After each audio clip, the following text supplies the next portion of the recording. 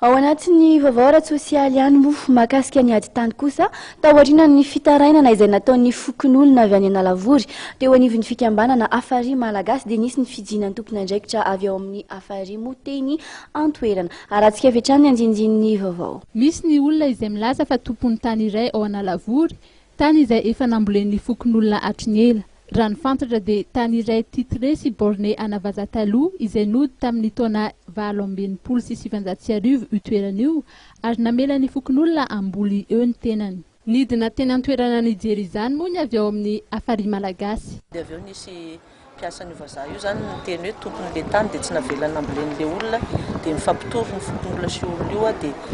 nisy fitsarana resy le olona nilaza rehefa avy eo nefa zany taty aoriana nisy vazaha tonga atao zany dia hoe izay ny approche ny dina atao hoe anampin'ny olona hiara-iasa amin'ny olona ifamelona amin'ilay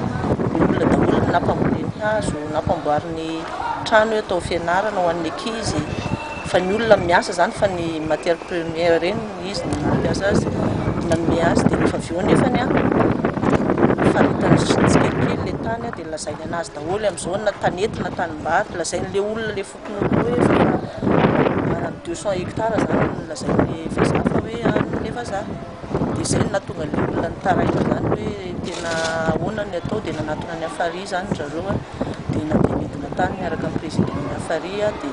mijery an'izy tao dia le rano tsina le rano nanondraka an'le voly rehetrarehetra tohanan'le mpiasan'le vazaha dia nisokafan'le fokonolona le izy zany satria chef district eo nefa nidina tany dia efa niteny hoe sokafiny rano ambolenareo dia avy eo nefa rehefa nisokafana le barrage dia nitapenandreo indray tany ambony tany andrenin'le rano mihitsy nitapenany zareo. Raha ny fanazavana voaray avy amin'ny Hafari Malagasy dia mamely olona arivo avy amin'ny fokotany telo izany tany izany. Noho ny fifandirana izay misy eny an-toerana dia nisy amin'ireo fokonolona no niara-nierisetra ary nisy ihany koa ireo nogadraina.